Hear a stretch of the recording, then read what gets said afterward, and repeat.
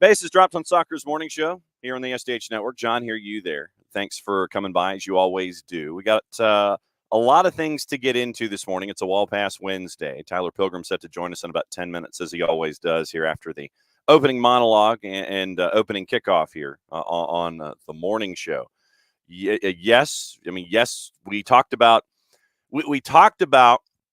yesterday front offices and not letting you know things until folks want to be loose-lipped or do whatever. We got a name, and we'll get into that name, and we'll get into front office talk and what having names out there means. We've got numbers, and we'll get into that discussion with Tyler and everybody else here as we go this morning. So once again, you still got days left in the window to get things squared away if there is the guy that you're looking for. And so we'll get into that discussion with Tyler. We got a lot of odds and ends. Obviously, Leagues Cup grid is now set. We'll go over the Leagues Cup grid in hour number 2, maybe some in hour number 1, depending on what's on Tyler's mind this morning. Obviously, we'll go back with Tyler and discuss what happened against Santos Laguna and what his listenership and viewership have been discussing, and we'll bring that information forward. Like I said, we've got some odds and ends this morning. We can go over what happened with the U.S. women's national team. We now know what the final is going to be in Paris, and we've got the dream ending for Marta. And so we'll get into what happened as Brazil took care of business. The U.S., as always, took a while, but took care of business. And so now we know what the final is going to be when it comes to Paris and what it looks like on the women's side. Some news over in Europe. UEFA is handing out bans. Manchester United looks like they might have failed PSR had they not done some things. And I know that this particular piece of information will shock you. And I guess technically this is opening kickoff, brought to us by our friends at Kickoff Coffee and kickoffcoffeeco.com. There's your QR code. For those of you who are hanging out with us on our social medias, whether it's on the YouTubes, whether it's on the Twitch, or whether it is on the 280-character app, use that QR code, get you into kick off your day. See what I did there? Kick off your day with Kickoff Coffee and kickoffcoffeeco.com. Then we'll use the code soccer down here 15. You get 15% off your purchase. They in turn take 10%. Reinvest it in youth games, youth initiatives. Very, very cool stuff from our friends at Kickoff Coffee and kickoffcoffeeco.com. So, opening kickoff, and believe it or not, we are already into Champions League and Europa League qualifying. Leagues haven't even started overseas, and that will take up some of the conversation, obviously, next week as we get you ready for what's going on with the Prem and other leagues and things. But believe it or not, we're in Champions League qualifying.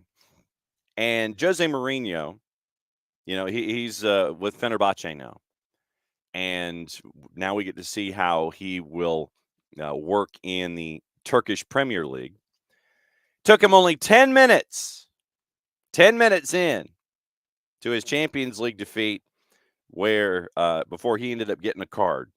So literally 10 minutes in, Jose Mourinho, bang, welcome to Fenerbahce.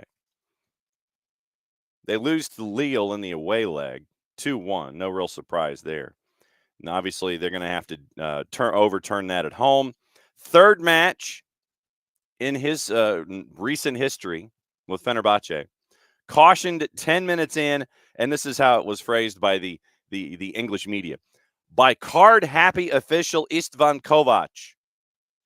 Cautioned inside 10 minutes. Came after Mourinho reacted furiously to a booking handed to Edin Dzeko.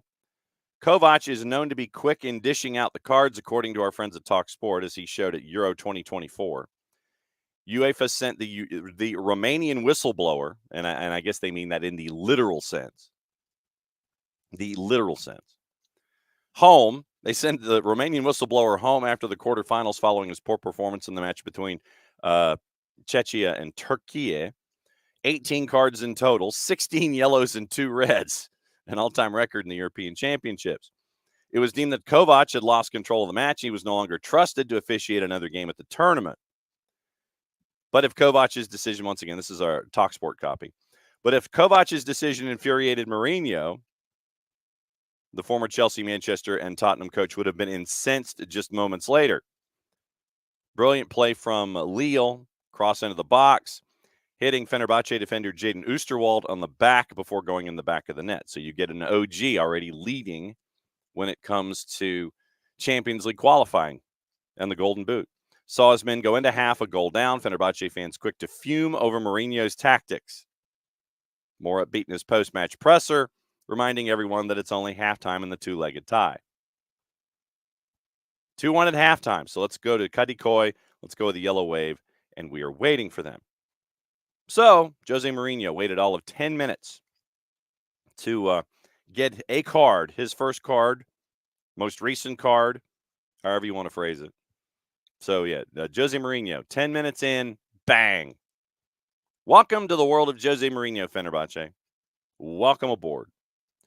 So, you now have, once again, maybe the first realization of Jose Mourinho. Fans yelling about his tactics. Well, did you read up? Probably not. Did you understand what you were getting when Fenerbahce signed Jose Mourinho, other than the name Jose Mourinho? Did you sign up for that? Did you do your research? Did you go and get your Cliff's Notes? Did you get Fodor's or Rick Steves' book on Jose Mourinho? Fodor's Jose Mourinho. Rick Steves on PBS doing a Jose Mourinho half hour. Guess not. But that's what you're getting into. Just another couple of quick things here at opening kickoff. It looks like Manchester United would have breached PSR last year, but got two exceptional allowances.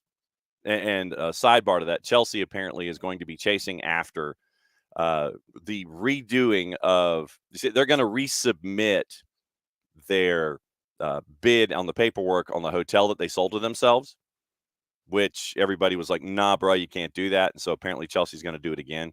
It's like some investment banker groups where you sit there and no is a negotiating point. So keep an eye on Chelsea and their books. But apparently Manchester United were in danger of PSR, but they got a couple of current allowances. Clubs are required to comply with PSR. Once again, $105 million loss over a 3-year period. Calculated up to the end of June 30, basically $105 million or $35 million a season.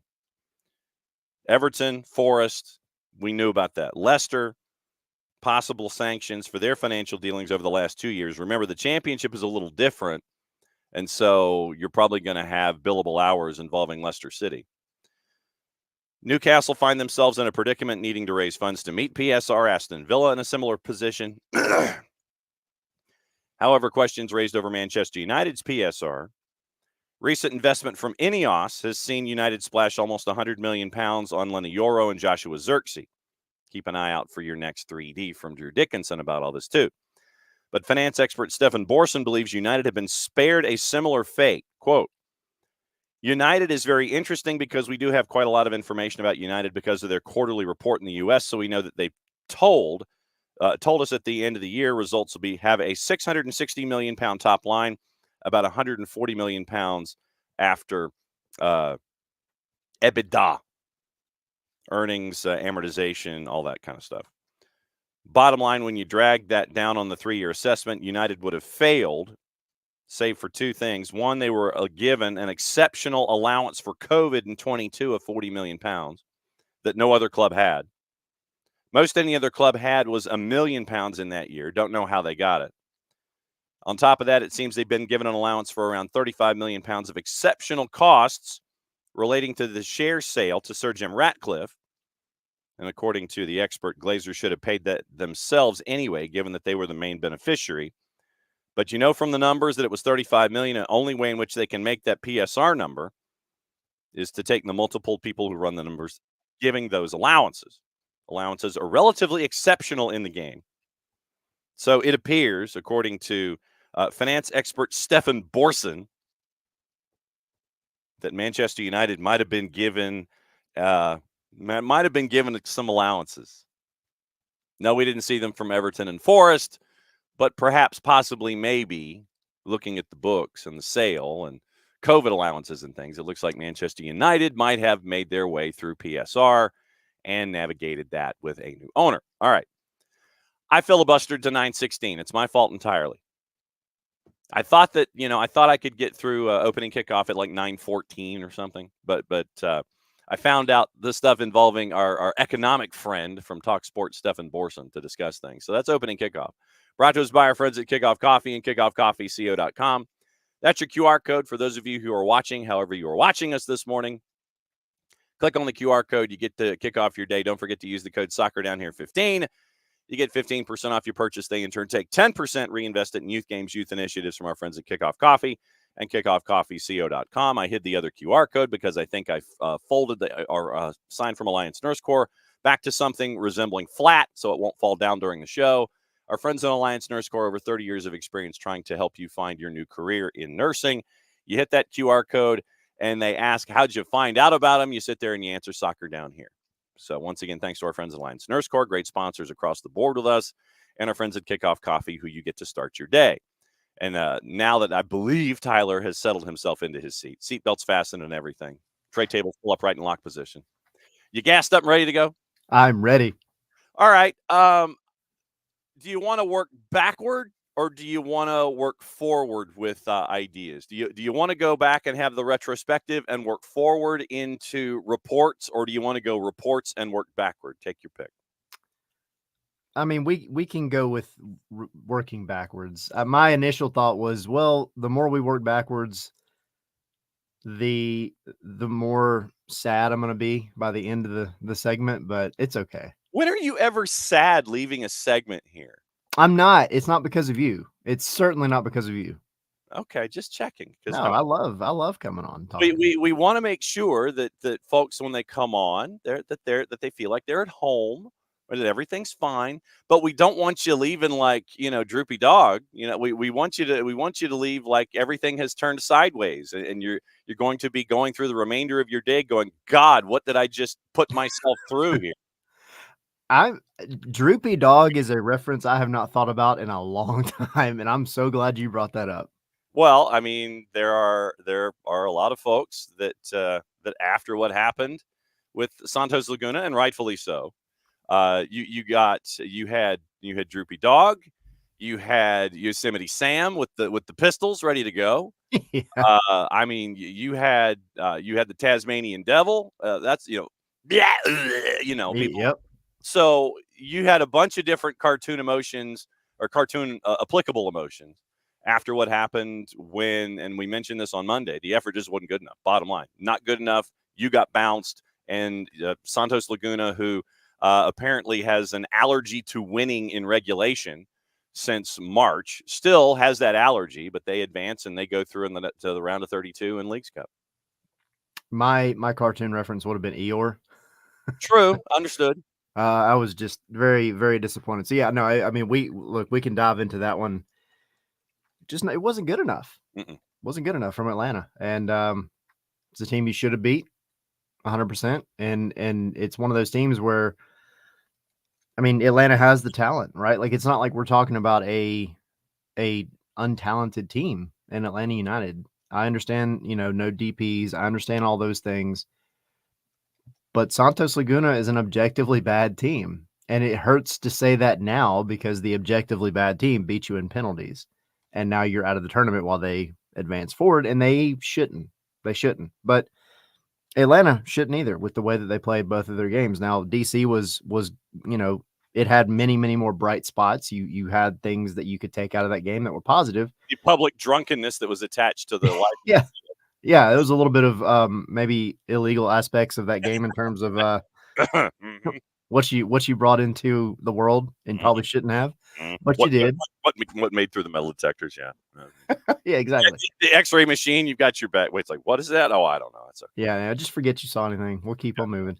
But Atlanta forgot they saw anything by the time they got to the Santos Laguna match, and because they just didn't bring any of the momentum they had from the week before into this one, and it looked flat. It looked like the chemistry was just suddenly not there. The passes were off. Um, it was just kind of an ugly soccer game, Mhm. and it just wasn't good enough by Atlanta. And they deservedly didn't make it out of the group for the second year in a row. And now they've got some work to do before they get back to MLS play. And part of that work, dealing with another 10 days in the in the transfer window. Silly And season. yes, well, and that's the beauty of it is that it is silly. Oh, okay. So you're promoting your mug and your lid. I see how this works. Thirsty. Cup two or cup one? No, this is Cup 1. Wow. Okay. I know, right? Um, so there were reports of Steven Bergwijn being discussed, interested, kicking the tires, all that kind of stuff. So Steven Bergwijn's name has surfaced this morning. Ajax is in a world of hurt right now as a franchise, but they see Steven as an asset. And I know that a lot of us who may not have our Steven Bergwijn book of knowledge with us might remember him from a frustrating time at Spurs, where it started out hot and then faded, and it did not end well. And so he's at Ajax. And so Ajax is like, yeah, okay, cool. Anybody that wants to come and park in the parking lot and walk in the front door can talk to us. And the reports are that right now, Atlanta is a part of those that are sitting at the table behind the glass doors. And you have folks wandering around looking at PowerPoint presentations and pointing at each other and all those kinds of things, passing them notes on the table. But the early returns are that Atlanta United's number of 10 million was basically Ajax took the piece of paper and shoved it right back to that half of the table. But interest in Steven Bergwijn is now being reported. I think this is a good sign, right, for everybody that is looking for something to hold on to, because you can go through any player's history, right? And you'll find some times where they just didn't click with the team that they were a part of. And look, Spurs are going to Spurs, and his time there, it was up and down for Mm-hmm. sure, but that's also, his career there started literally when COVID started. So take that for what it's worth. And then it just kind of was weird from there. But he's done well at Ajax. He has put up, pretty significant numbers. So for everybody that's kind of looking for Atlanta United to do something with that $50 million, this is it's a good sign, right? It's kind of something to look at and hold on to and think, all right, well, they're I don't want to say shooting for the absolute stars. I mean, Steven Bergwijn's significant for sure. Um, and I think any MLS team would be more than happy to take him on if they needed a left winger or striker. I mean, probably more a left winger. But then it also kind of makes you wonder, like, what is the future of that left winger spot if that's the kind of rumor that's coming out? Well, but obviously the frustration that is attached to the lack of numbers, lack of statistics that are tied to Atlanta United putting the ball in the back of the net. I mean, that would be something where right now you look at the striker position and you've got depth at striker. And I mean that in the sense of you have Daniel Rios, who has punched above his weight, and you have Jamal when he's healthy, who can be incredibly streaky and very successful at it. And so right now with those two that are there at striker, you're like, okay, there's some clay that can be molded here, and we've seen that with Daniel Rios this season. But the left side now maybe takes a little bit more of that priority, where you've gotten Pedro Amador to help you out at the back for the Caleb Wiley absence. You've got Matthew Edwards, who's been putting in minutes now. You have Alexei Miranchuk, who is coming in the midfield and the attack. And so maybe the focus does shift. If you're happy with where you are with the folks that are punching above their weight, maybe you do go to the left-hand side and sit there and go, okay, let's see if we can find somebody. Are you taking the 50 million? Are you minusing the 15 from Miranchuk, or are you including Miranchuk in that 50 until he shows up? It's still 50. No, yeah, I think I'm just using the overarching summer window number of 50 million. But Okay. I mean, we'll knock it down to 35 and say, all right, cool. You still have 35 to play with. Right. Apparently. Yes, yes. Well, I mean, yeah. So you end up with that number, and so Steven Bergwijn right now it is Leicester according to Mike Verwijn of the Telegraph. So get the chance to return if Leicester and Ajax can agree to 20, and this is the chase, the art of the chase. So if Ajax, so Atlanta United, sorry, Atlanta was 15, uh, 15 million euro. So if Ajax can get 20 out of Leicester, that would be the direction that Ajax would be leaning. Atlanta United in the play at 15. So the other point that I was making yesterday on the show was, Atlanta United has never been a front office that sits there and negotiates within the world of public opinion. Right. And traditionally, we don't know anything about players until it hits this stage. You don't, you're not going into AutoZone and staring at the tires and just, kicking them in the lobby. No, you see the mechanics putting the tires on the car. That's what you see from Atlanta United in the front office. You don't see folks sitting there going, "Oh, okay, a 185 R20, 85 R20." That's what. No, I want the 235 25 R15. No, you're not looking at the tires. When they're putting the tires on the car, that's when Atlanta United traditionally has had names put out there in the community. Yep. Like, oh, okay, that's who they're chasing. Yeah. And I think at this point, like I said, it kind of gives you an idea of, and to your point, maybe where that focus has kind of shifted. Yeah. Because I think maybe when the Yakimakis news first started happening, right, you were kind of wondering, and it just made sense that naturally you have to get another number 9. And I will still contend that I think you've still got to find, maybe it's because I'm a spoiled Atlanta United fan, but I think you've got to find somebody that's of that Yakimakis and Joseph caliber that's going to put the ball in the back of the net when they get the chances, because Daniel Rios has been doing great. He really has. Numerically, like, you can't really complain. And then Jamal Tiare, when he, like you said, when he's healthy, he's providing something that nobody else on the team offers. And if he could just, he has 1 or 2 moments every match that he plays where it's just a step. I mean, he had the one in the Santos Laguna match where he got behind the goalkeeper and just couldn't quite get to the ball to poke it in. Yeah. So the building blocks are there, the fundamentals are there, everything you need, minus maybe just that all-star, goal scoring ability is there. However, getting nothing out of your left wing right now, and that's unfortunate because you see Sean De Silva putting forward the effort. It's just not really coming off, and it's been like that unfortunately most of the year. So,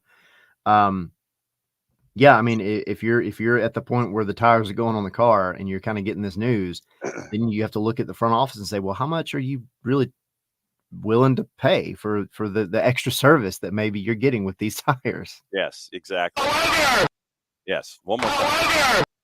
Yes. However, when you that's the thing. It's chasing, and this is one of the elements of a transfer window. It is chasing after a guy versus chasing after the guy. And if you're chasing after a guy, you don't want to burn that hole in your pocket on a guy. If the guy is available, and I mean capital T, capital G, top of your list, he's on the dry erase board over in the corner, and whoever it is, one comma, the guy.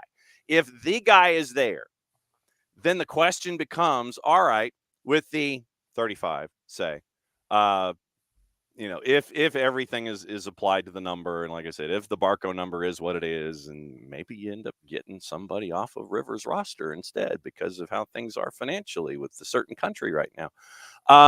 Maybe Borja. Just saying. Just maybe. Like I said, I'm just thinking out loud. That has no bearing on anything. But once again, if the numbers are what they are, and you max out at say 35, and Bergwijn or someone like that is capital T, capital G, as Jarrett now joins us. Jarrett, we're discussing having, say, 35 million in your pocket and chasing after a guy versus chasing after the guy. And if capital T, capital G, the guy is there, then that's what transfer windows are for. These are the decisions where front offices make their hay. With the rumor out of Ajax. Yes. Yeah. Okay. Yeah. We were discussing Bergwijn possibly as capital T, capital G, the guy or a guy. That's where we were. If he's the guy, go spend the money. If you got other options, go shopping. But this is the thing. I think we heard Garth Lagerwey mention it on one of the pregame shows. I believe it was the St. Louis one. That there is Atlanta is unique for him in that he has more money to spend here than he ever had at RSL or he ever had at Seattle. Yeah, you can and you just made a bunch of transfers, which I do. One of my hopes is that we see a pretty sizable shift in the way transfer money is handled going forward within MLS. Because if you're going to bring in, and not everyone's going to bring in 40 to 50 million every window, but it would be great if teams that do that, especially as homegrowns, are becoming more profitable to sell overseas, and as they make their dreams known and their potential moves, that you be able to profit more from it. Allow them to go absolutely ball the hell out, and if this is the move for you, then go ball the hell out for it. We'll see. I mean, it sounds like there is actual smoke to it. 15 got shot down, but I don't know, Tyler, what are you comfortable with in terms of an amount here? How high are you willing to go? I mean, you do have the luxury, right, of that extra little bit of money that no other MLS team has really ever had before. However, again, that's still a lot of money. That is still a lot of money. And yeah, I mean, as far as there being smoke to it, absolutely. There's definitely, I think there's definitely some interest, right? There's definitely been some, you're not going to get a report like that without there being interest. Yeah.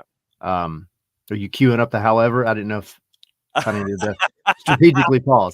No. Hey, all you got to do is call for it. But no, I do. You need production on that side, right? You also need somebody that's going to want to be here. And if you're looking at the way Garth kind of presents himself and the way he has presented himself, both at Seattle and since he's been here, he said he wants to build, long term. Giakoumakis kind of threw a wrench in that, so whatever. But if you could lock down a guy like Bergwijn and he's happy here, wants to be here, and you have $35 million kind of sitting there, I don't think you should be off put by 5 or 6 million, because I do think he could come to MLS and do very well. I don't want to say tear it up, because it's always a roll of the dice when you're coming to a new league. But I mean, he's done well over the past few years, and I just think you've got to at some point you've got to shoot somewhat big, right? We talked about that before you got on, Jarrett, but it is nice to see that they're going for, not just a big name to be a big name, but a guy that probably fits maybe what they're trying to do here, in the sense that they don't have production coming out of the left wing, and this guy will give you that for sure. So can play up top if you need to as well. What's that? It gives you flexibility. He can play up top if you need him to as well. Yeah, man, it's I'm glad you mentioned it, Tyler, and I think you hit on it. You want guys who want to be here, want to be part of the project. Really felt like at the end of it, and on his way out the door to Cruz Azul, that Giakoumakis didn't want to be here. Yeah, he had made up his mind. And if you don't want to be here, fine. Bye. We'll pack your bags. We'll take you over to Garrett Hartsfield. Throw you on a plane. Hell, man, we'll give you a stipend. You can go to the good Popeyes in the airport for all I care. Yeah, go to duty free and have fun. Get you a $25 piece of chicken. Yeah, man. Hell, man, we'll find you a Sparrow if you really want it. If you want to go full America. But yeah, and I'm glad you hit on it though, because it's guys you want that want to be here. But this is the kind of he fits for me the archetype that you are looking for with that big spend. Like if I'm going to spend that kind of money, then I want somebody who checks those boxes. Attacking player, generally left side, can play up top if you need to. 26-year-old, plays for his national team, has played in big places before. I believe he made $4 million a year at Spurs. Yeah. So you would be giving him a sizable raise, but he fits the age and profile that I want to be looking for. So like, if 15 is below what you maybe expected to pay, fine. And that's not that. But are you going to go into the glass conference room with a closed door with your top figure? I mean, No. That's the thing. It's like you go in. It's like this is negotiations. This is the thing that pisses me off to no end. Because we had this about Maranchuk. We had this with the Yakomakis thing as well. Look, man, there's a sucker born every day, but this whole idea of everybody overreacting on social media to the first number that comes across the board and deciding that is gospel just pisses me off, man. Because yeah, like you're gonna throw a low number. Cruz Azul threw a low number at you. The first number that comes across, if you are going to be insulted by it, I hope to God that you are never involved in negotiations of things. Yeah. Because you're gonna try it. You won't try and snow somebody. Mm-hmm. They're gonna try and snow you. You are gonna try and snow them. You're gonna come to the table and you're gonna find a number. I guess my thing is, if you go get him and you ball out for him, cool. I hope he does well. If you don't, I hope it is someone in that same profile, like mid-20s, big producer, big name, probably going to be national team or national team adjacent, but that's the kind of guy. I'm glad they're shopping in this aisle, if that makes sense. I know that's kind of a generalized statement, but if you're shopping in this aisle, good. All right. Pause.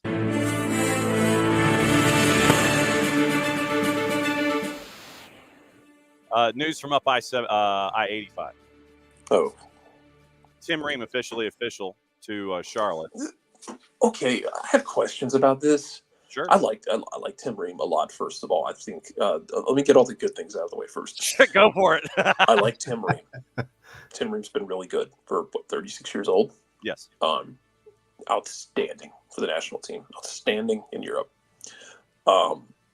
Charlotte has done what I thought they would, and that they've gotten better and better as the season goes along. Dino's done a really good job. That defense is real damn good already. Well, when you got Christian Kalina helping to bail you out. Well, but not even just that. Like, as it's gone on, they've solidified defensively. Milanda and the like, yes. Where's the 10? Charlotte. Where's the 10? Oh no, we can't do that. No. I feel like they're slowly, very slowly morphing into Nashville 2.0. Like, like I know that might offend some people that maybe aren't watching the show, but that's okay. I mean, you got a defense that, it's going to stand up.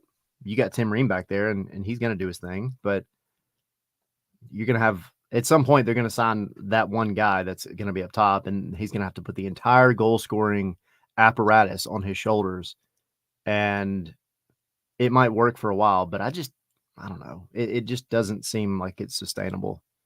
That being said, they've been much better this season overall, and they're higher than Atlanta right now, so I don't have room to talk.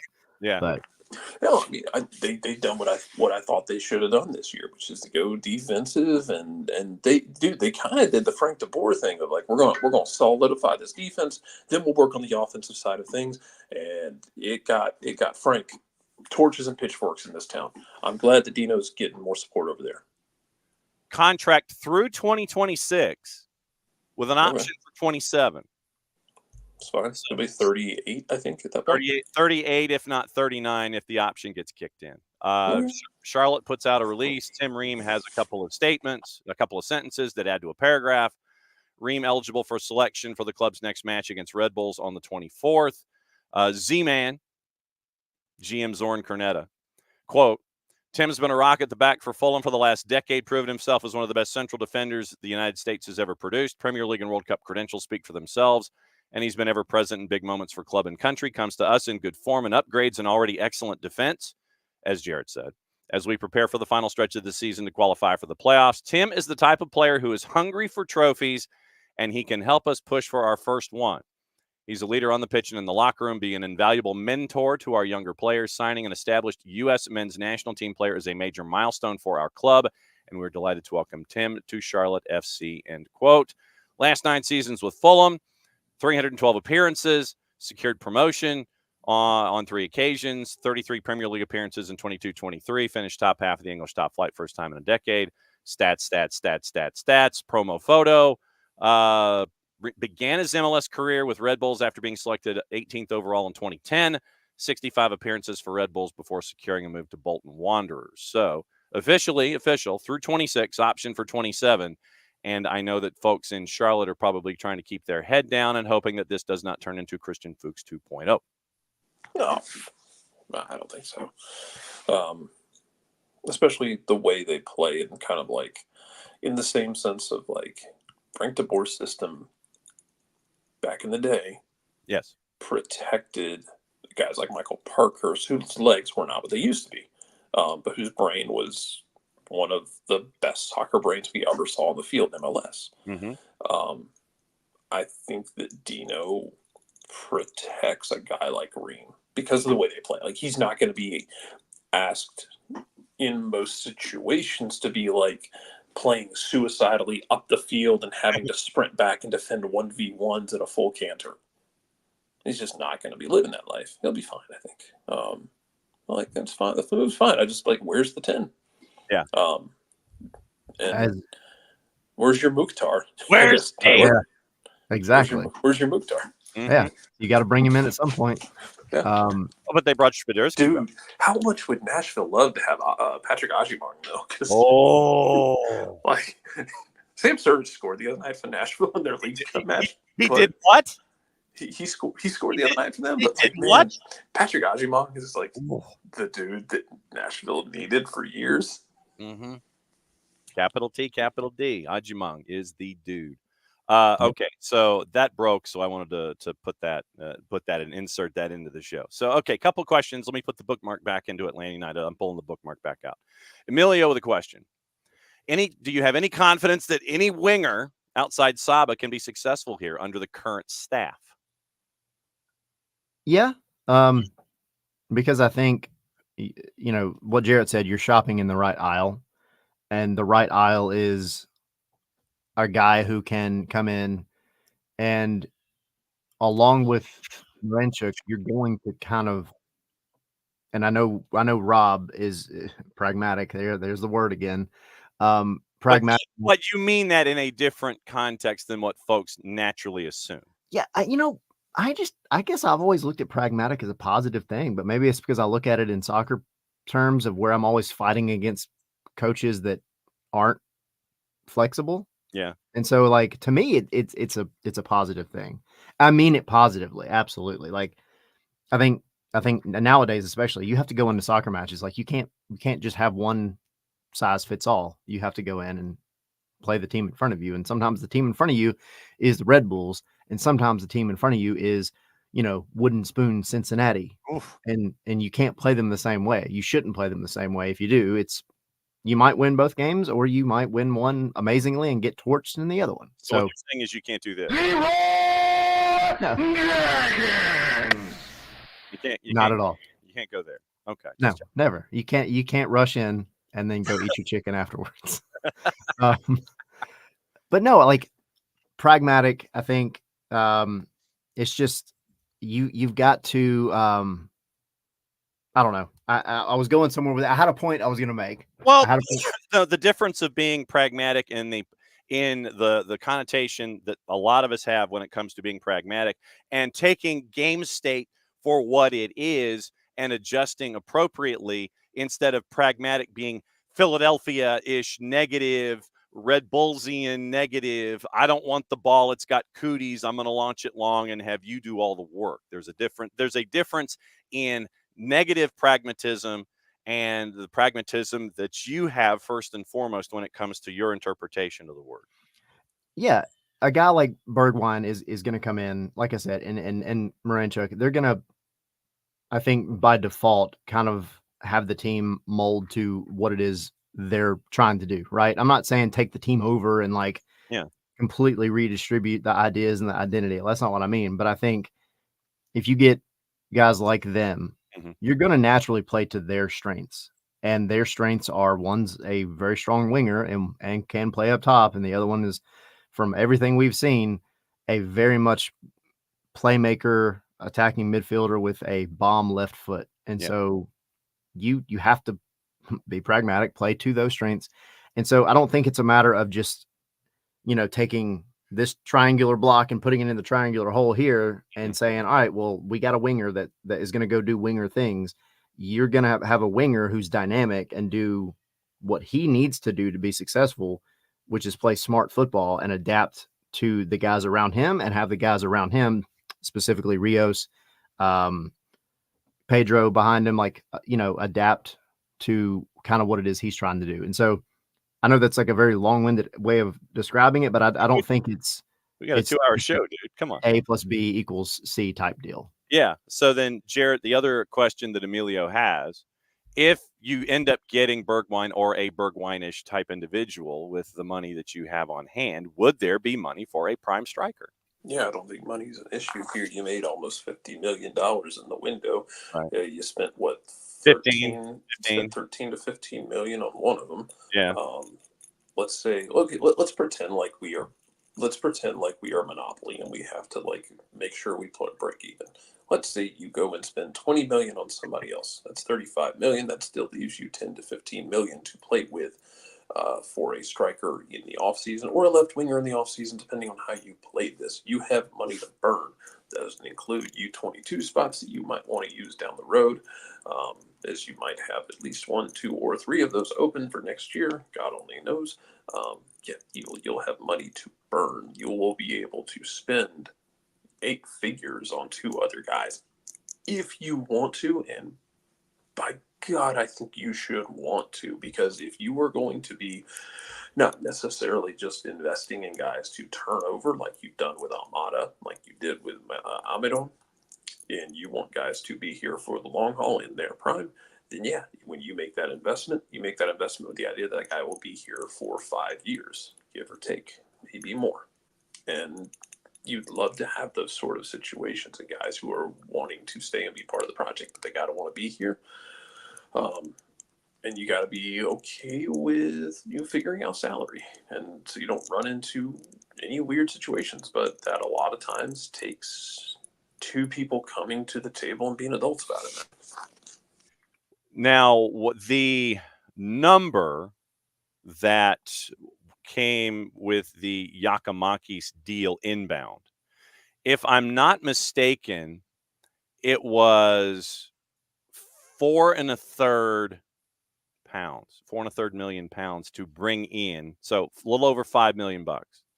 So I think that as we workshop this, you can find the quality striker, and you don't have to burn. Let's just say, like I said, with math, 50 minus 15 gives you 35. Miranchuk in. Let's say you find a winger for 20. That leaves you 15. You found Giacomakis for 5. So I think that finding a quality striker, you're not going to need to spend that entire 15. I think that you could have spent more bringing in a Miranchuk at 15 and a winger for 15-ish. You can find a quality striker to fit what you want to do. Atlanta United did that by dropping only 5 to bring in Giacomakis in the first place. So I think that finding the winger is where you might end up having to spend more money. When you got your attacking mid for 15, you might have to spend the same amount on the wing. You can get that striker that you're hunting for that fits, Tyler, for that less than 15 figure, if that's the number that you want to deal with being left over. Yeah, and like 2 things, I guess, kind of come to mind. One, a winger or an attacking midfielder, whatever, one of those guys, they're naturally, if they are what they are claimed to be, they're going to typically make the guys around them better, right? a striker, it is a little tougher for a striker, not impossible, but a little tougher for a striker to be the guy that makes those around him better because he has to be the one getting the ball. And if he's not the one getting the ball, then he has to go do a whole lot of extracurricular activities to get the ball, and then he becomes less effective. As opposed to a guy providing service, right? Like we saw it with Almada. We hope we see it with Moranchuk. And then obviously if Bergwijn is another one. They're going to be the ones putting the ball into Rios. They're going to be the ones putting the ball into Jamal Tiare. And that admittedly has been part of the problem, is that the service that they're getting hasn't always been the best. They can both finish. Are they the best finishers in the world? No, they're not. But like, I think with a little bit more refinement on the ball that's being played into them, I think their numbers would probably be much higher than they already are. So you've got to go, I think, and yeah, the bigger money has to go after the guys that are going to provide you a little bit more of the playmaking ability, because it's, to your point, it's been proven that you can find the goal scorers, right? You just have to trust your analytics, and you have to go after maybe a little bit of the hidden gem. Not that Yakimakis was necessarily hidden. And then you had Joseph, who, right, I mean, out of nowhere. So those examples are there about finding a guy who ends up eventually turning into the guy, capital T, capital G, up top as your striker. Yeah. And then the other thing too is, like, we keep throwing around the $50 million number, but $50 million is not what Atlanta is limited to. $50 million, you should be able to, if you are a good steward of the money, you should be able to turn a lot of this team around with $50 million. However, you beat me to it. However, yes. Wait, hang on. However, there you go. Thank you. You aren't stuck at just spending 50 million. The club has money. Like, it's not that they're just stuck with the 50 million and that's all that they can spend. Like, they have money that they've got only 50 million to spend. They could go after. I know, right? Like, it's such a first world problem. So that's not your budget. Like, if you were to find, like you said, capital T, capital G, like the guy, and for whatever reason, the money that you have wasn't quite enough out of that 50 million to make it happen. Right. I'm sure Arthur Blank is not going to have a problem with reaching into his pockets a little bit to pull out a little bit more and say, all right, cool. If he's going to be the guy that's going to change things up, absolutely, here it is. Well, and there's also news involving the Blank family and Atlanta United that we'll get into as well later on. There's been some adding of titles to business cards involving the Atlanta United family and the Blanks. David, you can have $3 million a game from Wiley. You can spend the highest non-DP salary on each. What is that transfer number? 1.3 million salary on a free, without no transfer and a question mark. David couldn't recall the directions the rules have moved. DP winnings and positive net transfer was or is not convertible to GAM, so some of the money might only be usable on DPs. Okay, I went to it. Go for it, Jared. So the gist of how this could work in this offseason is, and I think Garth touched on this in a pregame thing as well, so for every time someone complains that Garth doesn't talk, go listen to the pregame show, because he generally goes on there and spreads some gospel. Yes. So the way Atlanta built the contracts with a number of their TAM guys, they front or backloaded them accordingly to create space. So you had Sabas that was front loaded. He was a DP. He's not a DP anymore because you front loaded it with the transfer costs. Stian Gregersson's was kind of mid loaded. So that's why Stian is technically a DP this year, because you didn't bother buying him down. But after the season, you'll have basically paid the transfer costs, and then he goes to a TAM player. Right. And next year, Bartosz Lisz would have been a DP because you backloaded his contract with his transfer costs. But with the money that you get from Wiley and the fact that it's $3 million now, and MLS finally got off their ass and wised up and started giving clubs more money who are trying to develop players and sell them on and grow the product. Because of the way that worked, you can take that $3 million and apply it to Bartosz Lisz and then buy him down in the offseason if you want to, going into next year, and that frees up another DP spot. I don't know if that answers the general question, but that's generally how that $3 million could get spread around, is that because you front, mid, and backloaded contracts in a unique way, that $3 million allows you to buy out the backload on Bartosz Slić, so he would not be a DP, which means that you have 2 DP slots. Well, 1 DP slot open now that Montruk is official. Right. You have 1 DP slot open. You would have another one open up going into 2025. Now, however you want to shop in the winter window is between you and God. Carry on. Yeah. The rules. Clubs can now convert up to $3 million of total transfer revenues received into GAM without restriction on the amount from any individual player transfer. Under previous rules, clubs could only convert up to $1.2 million plus another 15,000 or so. Second model, once again, you can take with your roster construction, and it starts with this window. You can do it one of 2 ways. You can go, since you have 6, what Major League Soccer is referring to as prime roster spots, and yes, I'm using air quotes. What you can do is one of 2 things. You can either go 3 DPs and 3 U22s, or 2 DPs and 4 U22s, and then get $2 million added in GAM to that. So that's the choice that you have with that. The increased GAM, once again, as Jarrett said, can buy down a player's salary budget charge. You can sign new players, re-sign existing players, or offset acquisition costs. In 24, clubs that elect to do the 2+4 instead of the 3+3 can introduce up to $1 million in added GAM due to the midseason implementation. So if you choose to go 2 DPs and 4 U22s, you get another $1 million in GAM if you want to go that way.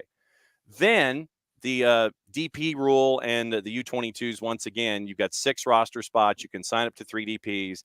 You can exceed the maximum salary budget charge. And the DP rule was established back in 2007, the Beckham rule, basically. So you have choices as to how you want to apply this. And if you want to go 2+4, you get another $1 million in addition to the 2 or 1.8 that the league gave you now to add to everything here. So at least the league is walking itself forward to help out those that want to invest in themselves and giving options as to how you want to build, Tyler, as we're going here.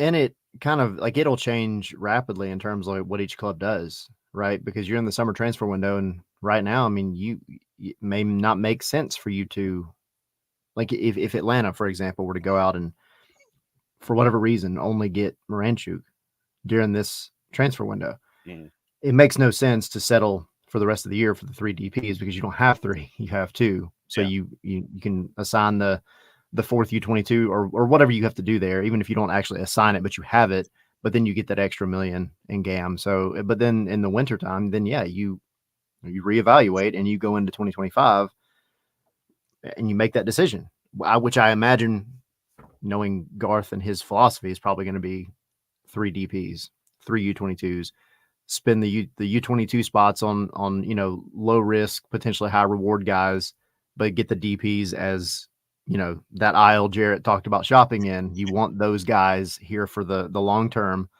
and build the team around those 3, and then hope that the 3 that you get for U22s can be guys that can be giving you significant minutes, even if they're not always starting. But when they come on, they give you something, and maybe they can work towards it, because the U22s as well, that's an investment, right? Like Edwin Mosquera, if you can continue to develop him, he's on a 4-year contract. He could potentially be a guy that gets transferred out, and it may be a smart business decision in the long run. But that's kind of how I look at it. I don't know. That's how Garth looks at it. That's my football manager kind of mindset. But that's kind of how I see at least the short term going for Atlanta. So this 45 minutes went by in a hurry. I looked at the clock and I'm like, man, we've already hit hour number 2. Because we're having fun. Well, yeah, that's what we always try to do here on the show, and we try to inform, have fun, elucidate, elaborate, and have fun, and all that kind of stuff. So what's going on with scarves and spikes? What's the latest? Well, your good friend Jason will be on tonight. So I've heard. Yes, I've heard of chatting. Him. Yeah. We need y'all. I know, like, we just kind of go through, but y'all are gonna have to make a trip to the nighttime show. It's doable. Come hop on and have some fun with us. I mean, all you got to do is go. That's all you got to do.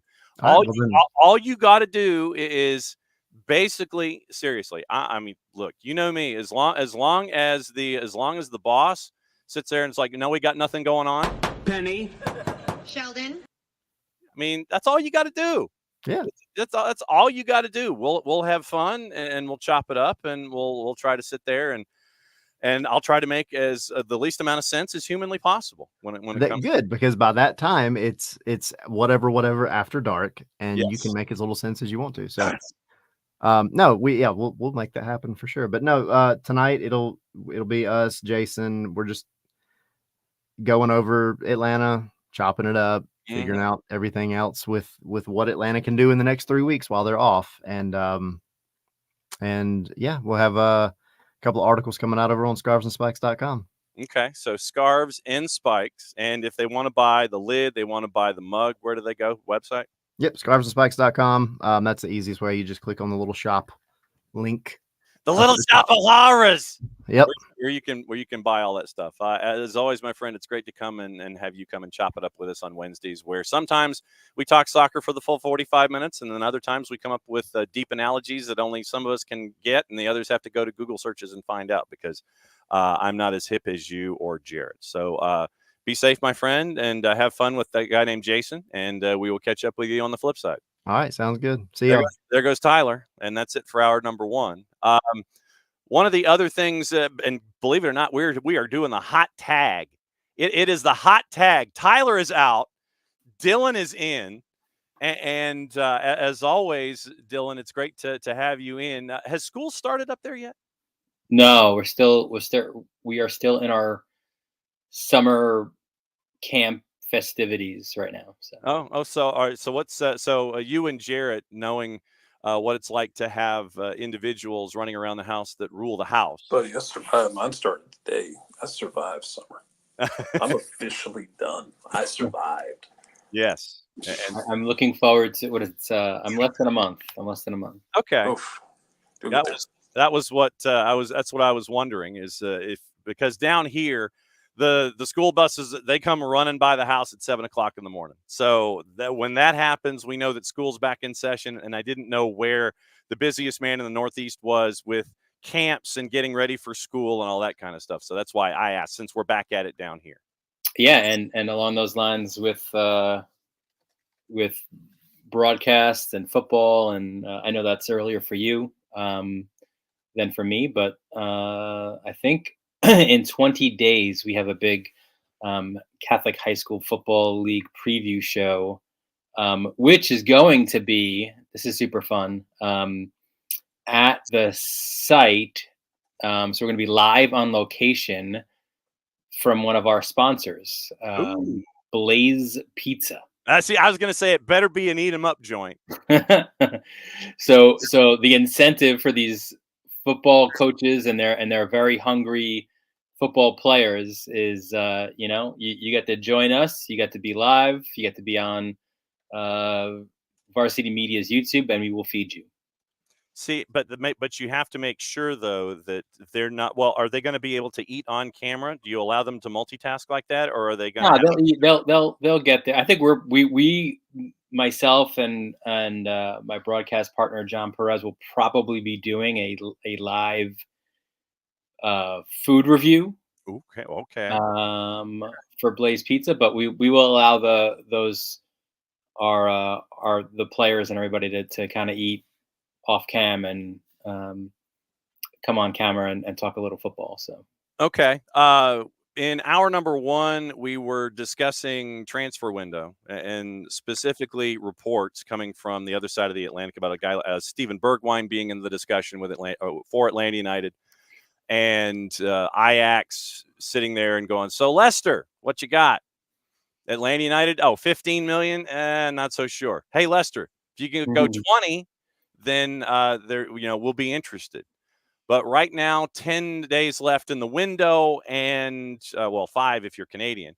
But that's window, huh? Well, I know, and that's. Do you anticipate when by the next time that we catch up, will this be a sprint to the end of the window, or are folks where folks are holding things kind of close to the vest a little bit, and then everybody just sits there, right there at the buzzer and goes bang, bang, bang, bang, bang? Or is this going to be? Are you anticipating more movement here, or is this going to be the stand pat summer window for you? No, I think it'll be one of those two where I think so much will happen near the deadline that we'll get things trickling, hours or if not even a day after the window closes, like that old, the official trade comes in on the fax machine kind of thing, but it's not. Not It's in the not. old days of refreshing MLB transfer rumors. Yeah, no, I suspect. I think it'll be both. To be honest, I think it's going to be.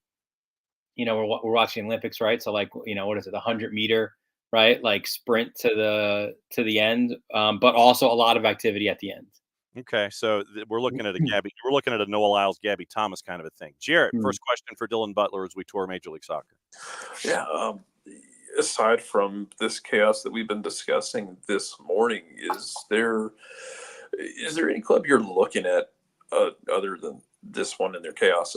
Any club you're looking at in MLS to be keeping an eye on with their transfer strategy for the summer that could be making huge waves? Yeah, I mean, a few, right? Charlotte obviously just got their long-awaited business done, right? Getting Tim Ream, that became Where's the scorer, though, man? this morning. 100%. That's what I'm saying. That's why I'm not. They're not done. Would anticipate more moves from them. Trying to think. It's all about, right, like who's got DP spots. I would love for really either of these two teams in my neck of the woods, but the Red Bulls also desperately needing a 9.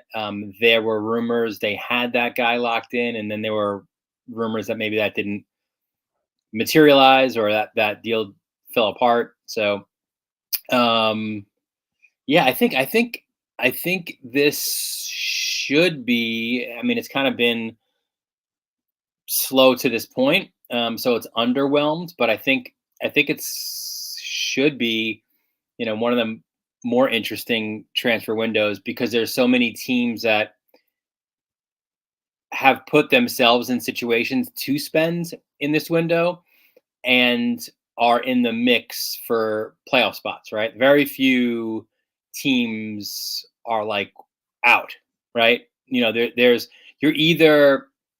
teams are either trying to get, well, from the top, you're trying to win the Shield, and there's a few contenders for that. Mm-hmm. You're trying to get that home match or matches in the playoffs, right? So teams are battling for that, and then they're battling to get above the line. So I think there's so much juggling for positions among such a really the majority of the league, which look, the powers that be love that, right? So I think there should be a good amount of activity. There's a lot of teams who have set themselves up to spend this time of the year. So then we'll put the LA teams off to like the next question from Jarrett. But the rearranging of the deck chairs in New England and all caps with Kessler and Parker. That one, I was like, I literally had the question mark and the thought bubble over my head because I had initially thought that, okay, you're getting rid of Kessler. That means Peyton Miller gets more minutes. Caleb Porter looks like he's going to the youth movement with Revs 2, with Buck and Bayraktarovich and Miller. And then you trade for Parker and you bring him at the back. So to me, it just looked like you were swapping one trip to IKEA for another. It didn't make a whole lot of sense. Are you a big fan of IKEA, by the way? The meatballs, yes. The shopping and the furniture, I have no idea. Yeah, I've heard. I haven't had the meatballs, but I've only heard good things about them. Yeah, so and that's kind of where I am. But it's like you asking me about shopping. I'm just like, look, do it online. Go to Mattress Firm, and I'm done. John, but they also got Luca Luka try and get you through there quick, bud. Yeah, I know. But New England also, right, got Langoni from Boca. So they were in a, like you were wondering, like, are they in punt mode, like you said? Are they just going youth and let's rebuild? But then they start making some moves where you're like, maybe they're going for it here. And again, they're not, like I said, there's few teams who are out of it, and they're not out of it, right? Like they made a bit of a run. Yeah, they're in the 8-9 street fight in the West. Yeah. Yeah, and East. Yeah. So I think it would seem like they're going for it. Jarrett for Dylan, go for it. How is it that the rich keep getting richer and that Cincinnati, Columbus is out here grabbing like River Place young players, and they just I had questions because I know there are leadership changes on the horizon with Columbus, and it's so hard to stay on top in this league. But what is the deal with this team that keeps getting richer and keeps getting more talented? And I love it. I love the usage of the word there, right? Like the rich get richer. I love that you use that here, because it wasn't too long ago where Columbus, right? They were a team that didn't spend a lot, right? Like, you weren't sure who they were and what they were doing, and then they start getting they start splashing cash, and they go and they get bold. I mean, you dare say, I mean, it's apples and oranges a little bit, because even only this league changes so much in only a couple of years, but and maybe it's the Bezbatchenko influence, but they started spending a little bit like old school Toronto, right? Like, but they're getting these young guys, and obviously too, they realize they can do quite a good bit of business. Like, I mean, look at Miami, right? Too, with I don't think that's been official yet, right? With Gomez, but Right.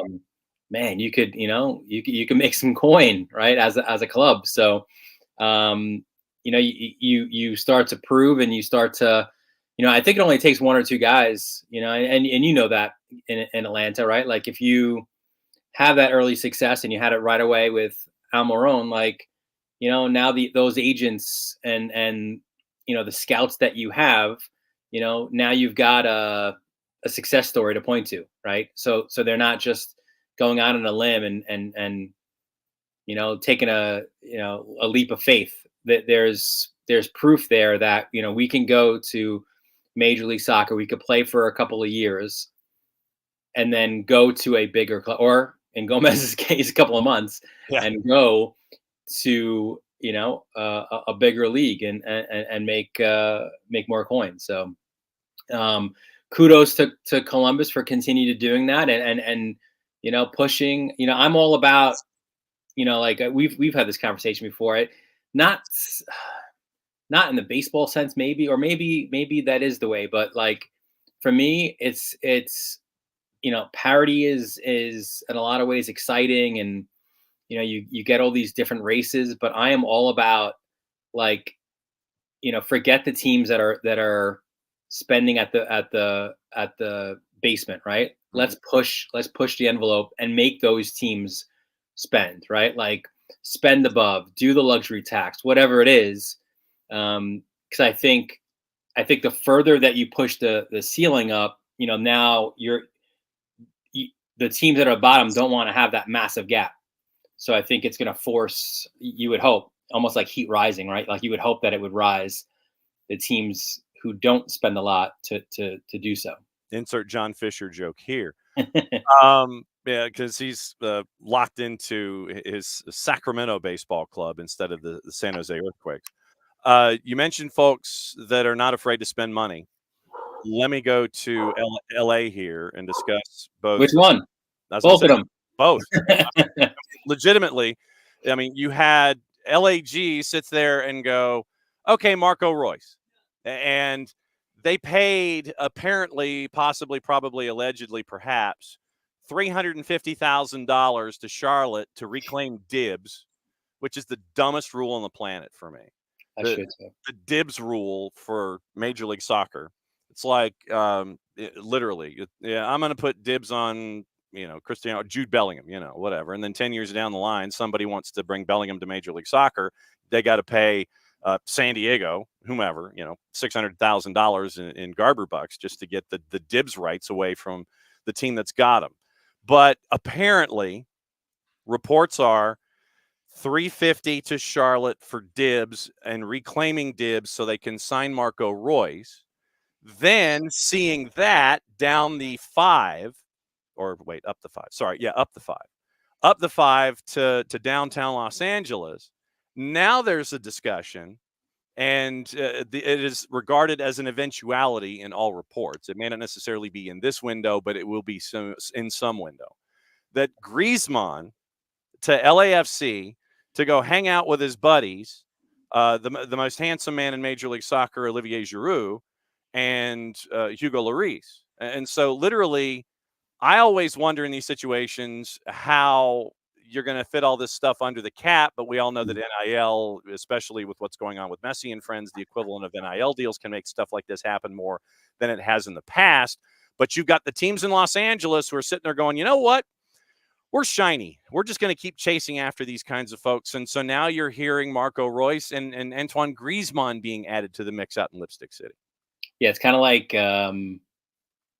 you're driving down the 5 and one's got like a Bentley and you're like, that's a nice car, but I have an Escalade. Like, like they're just like trying to outdo each other. But I love that. That's my point. Like, let's go, go ahead. There's no one formula, right? Like a Columbus can wow you with the young guys, from River or Boca or Cucho coming in and the LAs are like, I see that. And we also have those kind of guys, but now we're also going for, French World Cup winners and, trying to, you can't really one up. There's no one upping Miami at this point, but joining that arms race, if you will. And again, I wish the 2 New York teams would have similar aspirations as well. Listen, Forsberg, I think, was a phenomenal signing, right? Unfortunately, he's still in a protective boot. He's still going to be out for a little bit. For me, like, you always joke about Dylan Butler Estates. I think if you can manage, if I can get Chris Henderson aboard at Dylan Butler Estates, I would say my formula, it would be, I mean, I hate to, kind of like all the above, check that box, but like, I want to have a strong academy. Uh-huh. I want to have those pipelines into Argentina and into Colombia and Paraguay and get those young guys. Yeah. But then also, a guy or two to put butts in the seats as well, right? So, I want to have. You just want Kevin De Bruyne to come to Dylan Butler Estates for year 1. I know you. Oh, that might happen. See. Well, he might be in that on the same jet with Pep. This is what I'm saying. Jarrett, go for it.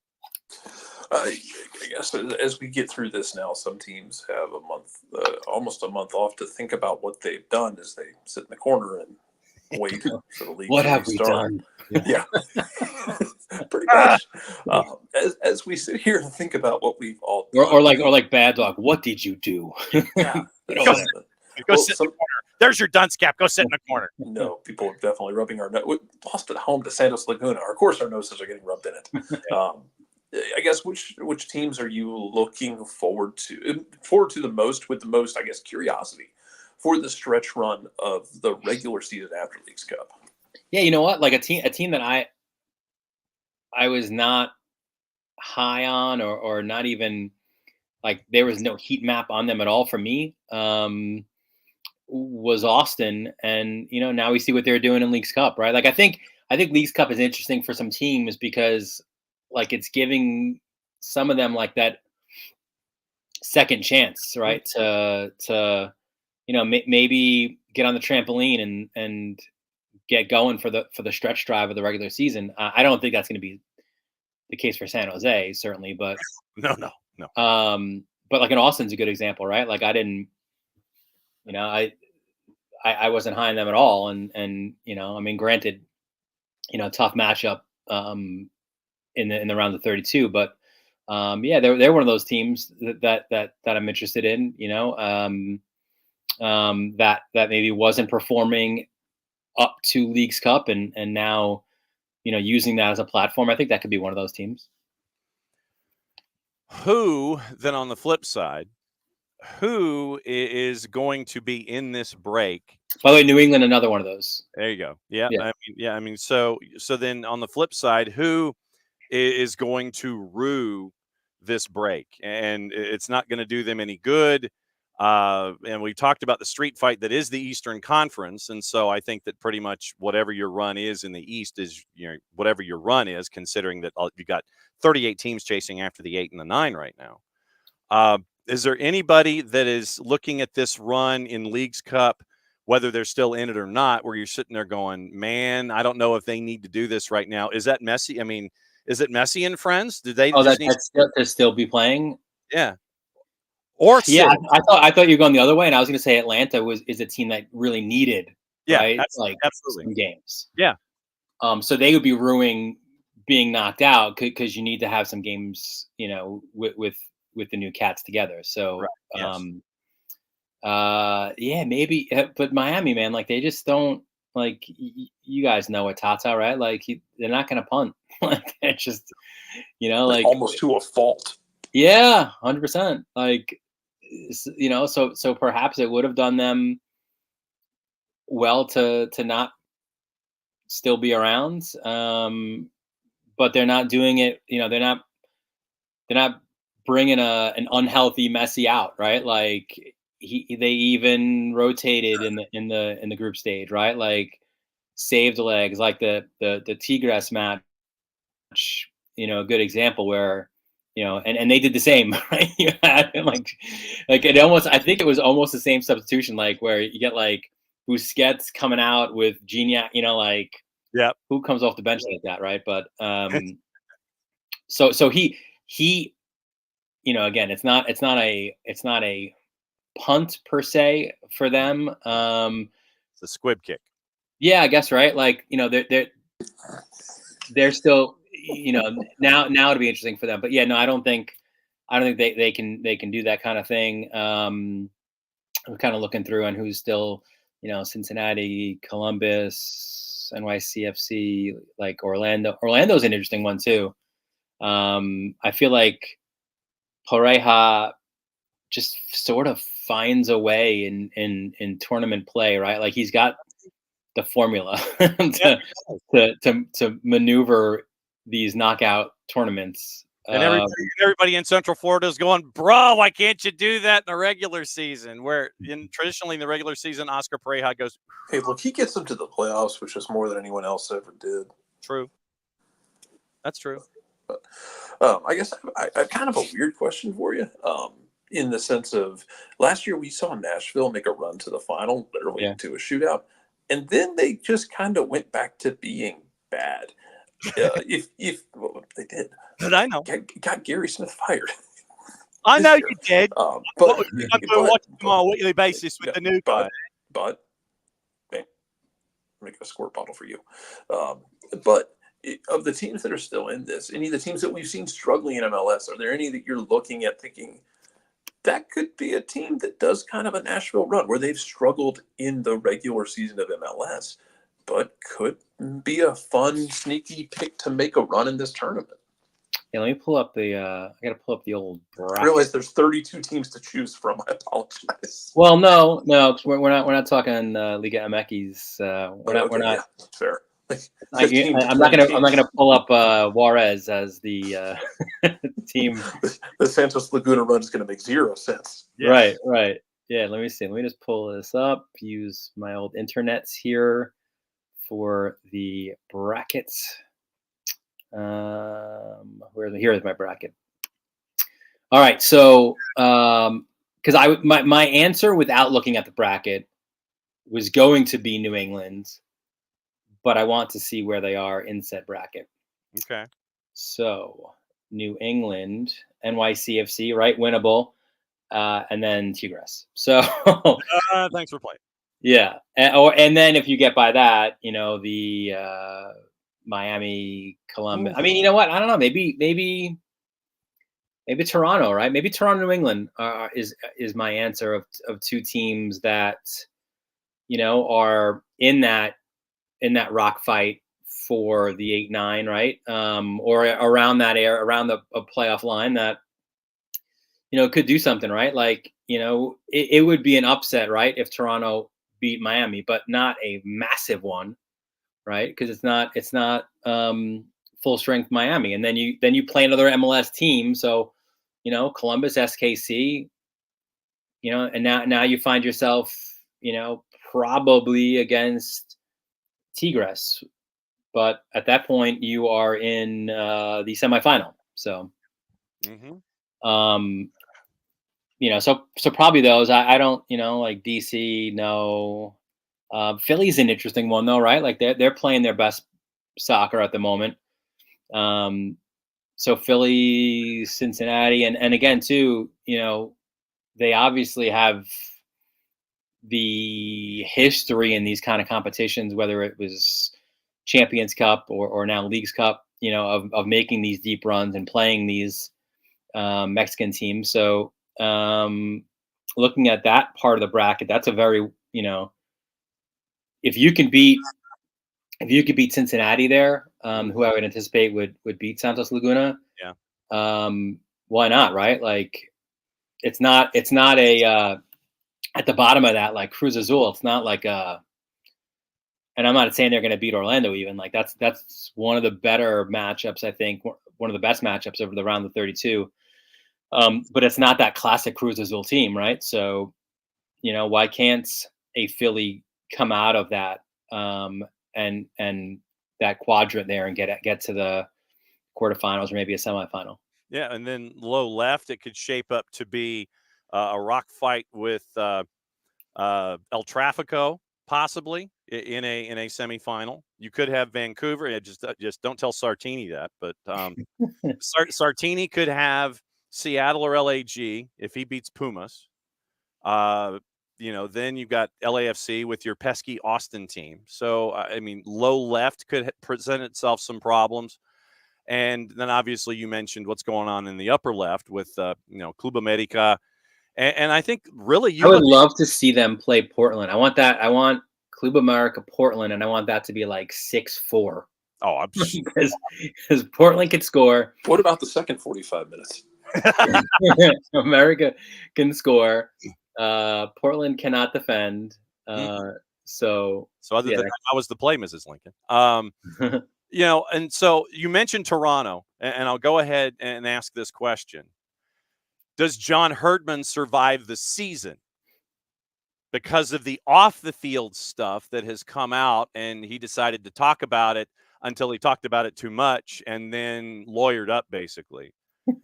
Does he survive the season? Should he survive the season? Can he survive the season? For three separate questions with three separate prepositions or clauses attached to it. Because of everything that we have found out about what went on at Canada Soccer, then because of what John Herdman said in his press conference pre-Red Bulls, where he basically, you want to go ahead and say it, folks are accusing John Herdman of lying because then they went to Rick Westhead and said, no, there was a meeting, and he said, watch this Honduran tape, and they didn't even win the damn match. But should John Herdman continue to be the coach, and will he make it to the end of the year? All right, so how many questions do we have? 74. Should, can, would, or should, can, will, I guess.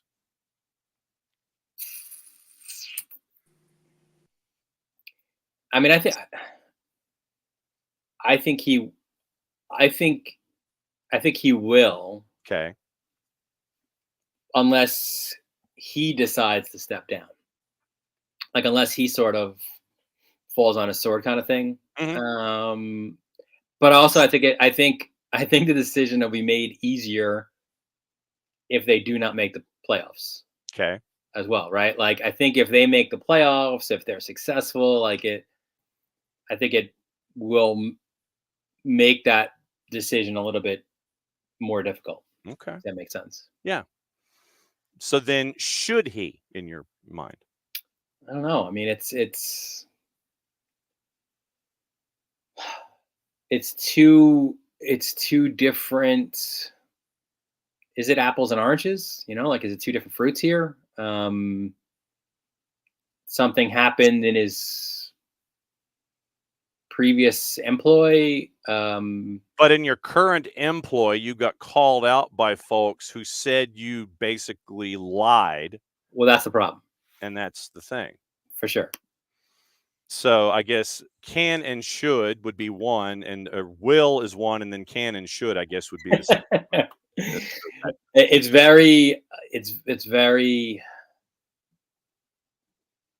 tricky, right? Like, I mean, you hear in all different kinds of situations, like who is it in college football, right? Like, narrow it down for me. Harbaugh. Seriously, like who lied on their resume and they didn't do that, or George O'Leary.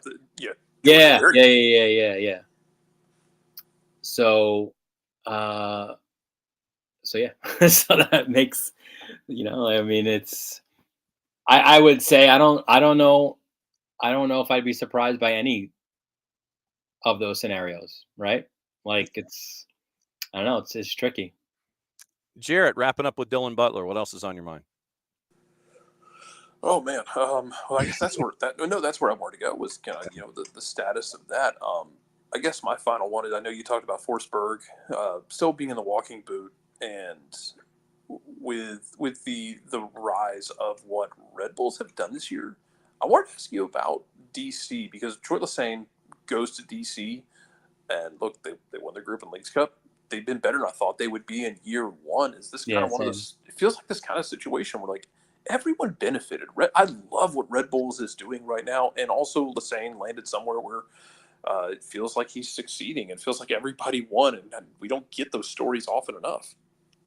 And ironically, that player that he has up top, that's who the Red Bulls need. They need Benteke, right? Like, they need that guy. And what for the way that he wants to play, Lesane, like, how perfect, you cannot have a more perfect player up top than Benteke, right? Like, just lob balls up there, he'll head them in. You win these games. So yes, I agree with you. I think it's been better than anticipated, for sure. But they're still a weird team, like we know their style of play, but, like, kind of who are they? Are they your team? Are they a team that leans on their academy? Are they a team that's going after young players in South America? They're not spending big, right? So, there's a lot of questions there for them as well. But it is a better point at this. They're at a better point or spot at this point of the season than I think a lot of people anticipated. What is going on with you, sir, MLSsoccer.com? And since we already got into the varsity media on the YouTubes and Media Day, by the way, it's next Friday for yours truly. The 16th is week 0, and that's when season starts next week. And so our first broadcast on GPB is on the 16th with 2 nationally ranked teams in Milton and Buford. Oh, nice. So we're kicking off with that. So what's the latest with you with stuff away from varsity media, which I know we'll be talking about all season long? Yeah, no, it's it's Leagues Cup and Leagues Cup and more Leagues Cup. I was not on last night. I was on Saturday, Sunday, Monday. I'm on tonight, on tomorrow night. And somehow the Leagues Cup gods have given me a Saturday, really a weekend of no matches. So, whoa, I know. Nicely done. At Dylan_Butler on the 280 character app. My friend, it's always great to catch up with you to get the national perspective of things and find out what's going on when it comes to Major League Soccer. We will catch up with you hopefully next week, if you're not flying around at 9,000 miles an hour, that I know that you absolutely do this time of year, doing coaching and doing the shuttling from one place to another and hanging out with MLS Soccer and Leagues Cup. It's always great to see you, my friend. We'll catch up with you soon. Yeah. Cheers, guys. There we go. He's grateful. That's the mug. And so that's Dylan. Jarrett, we got a half hour. We got some news to get into. Obviously, we haven't even gotten into what happened in Paris yesterday with the women's national semifinals in the 5-ring circus, where once again it took forever for the United States to get a goal on the board, but they do. And they end up making it to the gold medal match, where Marta will have sat for her 2 matches, and she gets her swan song as Brazil got the Duke. And so it's going to be the U.S. and Brazil really trying to figure out, okay, who's got how much left in the tank, and how much can you give me? I don't anticipate Emma Hayes doing any kind of substituting or anything like that, but it's going to be those 2. This needs to be an entire conversation about the way we do soccer in the Olympics, because you are seeing players dropping like flies right now. Mm-hmm. I would like there to be this conversation, though, where we discuss, like, do we modify the way we do Olympic soccer? Do you get rid of it? Go to Olympic futsal or beach soccer or something like that. Because it's already, to me, very dumb that we have this setup where the women play everyone they want and the men just kind of piece this dish together as they go along. Yeah. I already think that's kind of dumb in the way we do it. But that being said, you're seeing players who are just gassed, man. Yeah. Like they don't have anything left in the tank. And you're playing it. They're playing Saturday. Like, I don't know how you expect a high quality game when you are running players into the ground. And I get it. Like, I know the Olympic Committee has basically the mental well being of a chipmunk. Yeah. In terms of their decision making, but. Yeah, man, like it's awesome that Marta's getting her swan song. I love that part. Mm-hmm. She's a legend. She deserves it. I'm very excited for her. Yep. I am at the same time eternally annoyed by the way the Olympics is handling soccer, because these players are going to come back to their teams. They're going to be gassed. Mm-hmm. The odds of injuries go up consistently. You're trying to squeeze an entire tournament setup into 2 weeks, really. This is not sustainable, man. Like, change it. Play futsal. Like, have some fun with it. I mean, it's or I don't know. Perhaps maybe you could like space it out a little better. But you don't have time because the Olympics are 2 weeks long. Start it early. So do some. Well, but do some. Well, you're already losing guys and girls in different leagues around the world. The U.S. has their league set up. Like, you're already losing players for an extended period of time for the Olympics anyway. You gonna take them away for even longer? Why not?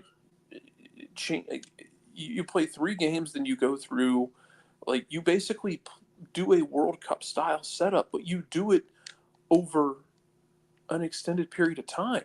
Mm-hmm. So I don't know, man. Like, why not just? Yeah, I don't know, man. Figure out something else. Yeah. Yesterday, it was 1-0 in overtime. Sophia Smith scored in the 95th. And 21st goal for her country, 3rd of these games. Ann-Katrin Berger made 9 saves on the day. 10 shots on target from 19 attempts. Germany had 15 and 7. Possession, 57-43 for the Americans. And looking at the ratings, Alyssa Nair, by the way. Alyssa Nair. Oh, good Lord. Going complete and total starfish save to preserve the lead on a point-blank moment. 8. She got an 8 from our friends at Soccer America. Defenders, Naomi Girma has been referred to by Emma Hayes as the best defender on the planet, bar none. And we're seeing her continue to grow into that role. Numbers given, Emily Fox got a 5. Girma ends up getting a 9. Tierna Davidson and Crystal Dunn also got 5s on the board. Once again, this is the rankings from Theodore Lloyd Hughes at Soccer America. And this is kind of just the baseline that we do introducing this topic. And it's always open for debate from that particular point. Interception pass to Sam Coffey, genesis of the winning goal. Tackle she made after closing down and isolating Anyomi on the left wing, one of the highlights of the tournament. stopped a German attack there. Second half, Guillermo played one of the passes of the match, sent Swanson through on goal with a lofted through ball, almost had the match-winning assist. Swanson slotted it past the keeper, was a yard or two offside. Goal was wiped out, but Noma Guillermo continues to roll. You end up with Haran getting a 5, Sam Coffey, Rose Lavelle a 7 and a 6, respectively. But Lloyd Hughes, not a fan of the chemistry among Haran, Lavelle, and Coffey. Individually, they had their moments, but as a unit, felt like there was much to be desired from their combination play. It's disjointed AF, man. Yeah. Main culprits, yes, no doubt. Well, and it goes back to your original point that I'll circle back to. Rodman a 5, Swanson a 6, Sophia Smith a 7, subs, Sonnet, Lynn Williams 5s, Corbin Albert, Jenna Niswanger 6s, Casey Kruger a 6. But I look at ratings like these, considering what you were discussing when we brought the topic in the first place. Middle to low numbers as we go further and further in a tournament, if you're rating folks, really should not be a surprise, because you're going midweek weekend, 3 days later, 2 days later, having matches that are difficult watches because your players are gassed. Yes, of course they're going to lend itself to these middling numbers from observations of folks that are sitting there either watching it in person from the stands or watching it on a television. Wiley, Rodman looked tired at the end of the game. Too good not to play her, though. Yeah, exactly. So that's the thing. She was exhausted. Yeah, because your format, you're squeezing this massive tournament into such a short amount of time. Mm-hmm. I don't know how you expect them to consistently do the job. Yeah, I don't, because it's exhausting. They're physically exhausted. They're mentally exhausted. You're gonna get look, you're about to get some sloppy ass game, and maybe it's fun. It can be both of those things. Maybe it's going to be fun. True. I don't know. Yeah. But yeah, Sophia Smith looked absolutely spent when she scored that goal. They don't have anything left in the tank. No. And yeah, it doesn't help that Ace is really subbing people. But yeah, a lot of the hate, I agree. I wish she would sub. It's very Berhalterian of her, yes. So here's my thing, Emma Hayes. This is my thing with U.S. soccer in general. It wouldn't be U.S. soccer without everyone finding something to complain about after getting the coach that they wanted more than anybody else. Oh, yeah, true. Absolutely. And yes, you are within your right to be critical. That's fine. Mm-hmm. But yeah, man, everyone is very quick to jump on the criticisms after getting the coach. And I'm sure we're gonna get something. Was she the right choice if they don't win? Yeah, of course you will. Yeah. Again, I'm not measuring her just on the Olympics, because the Olympics are an absolute circus when it comes to the schedule. Mm-hmm. Yeah, Marta's going to be fully rested. That's right, because Marta's been sitting for 2 That's games. True, absolutely, yeah. I mean, Marta's been sitting for a week. Yeah. Marta's going to feel fine. She's sat for a week. Yeah, she's going to be right as rain, man. Mm-hmm. We will see. Mm-hmm. We will see. We'll see what kind of legs everyone has. Shit. I don't know, man. Get it to penalties and ask a listener to be a listener again. Oh, there you go. You damn brick wall. Yeah, no doubt. So that's where it might end up going. But yeah, probably the under would end up being your play with this particular match. But yeah, 11 o'clock Saturday morning is the final with Brazil and the United States. And for those who are looking at what's going on here domestically, Current and Gotham advanced to the Summer Cup final. Current beat Courage 2-0. Temo Chawinga and Dabinia scored for Current over Courage. Certain sense of irony there for Dabinia. But so Current and Gotham make it to the Summer Cup final. Did you see, speaking of national team stuff, and I want to try and get the quote, or at least the representation on the Twitters. Hugo Perez, on his account, basically he was dialing it up for anybody that wanted to see what was going on. He said, and this was yesterday, he posts to his 280 character app. I can say that I'm proud of the work I did and gave it all I had with my staff. Below is a summary of it, and it will continue to improve. So literally, he goes to Canva and posts a 45-page dossier of everything that Hugo has accomplished. Here's my CV.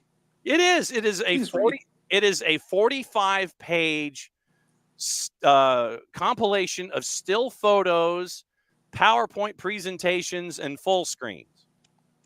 It is attacking concept. Literally, I don't know what page. This man decided to do a LinkedIn open to work, but did it on Canva. Yeah, that's what he did. Yeah, that's what he did. 3, 6, 9, 12, 15, 20 attacking concepts available on page 8. Then defensive references, he has 3, 6, 9, 12 defensive concepts to go with his 20 offensive concepts.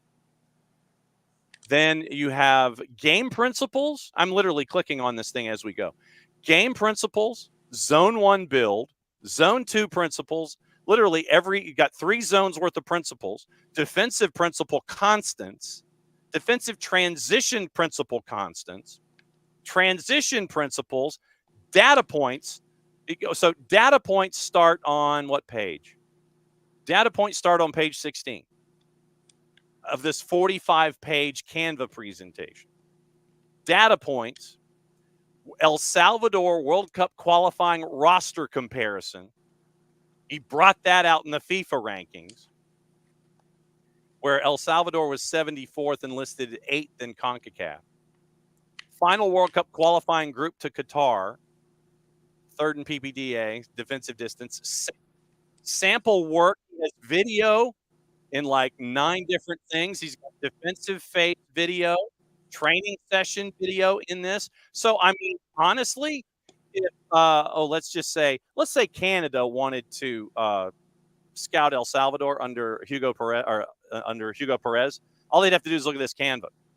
They wouldn't have to go and use drones. All I'm reminded of is a Patton Oswalt bit about when he worked in a casino where everybody was drunk, and they just basically, he's like, these people got really drunk and just shouted my career back at me for an hour. That's what's like.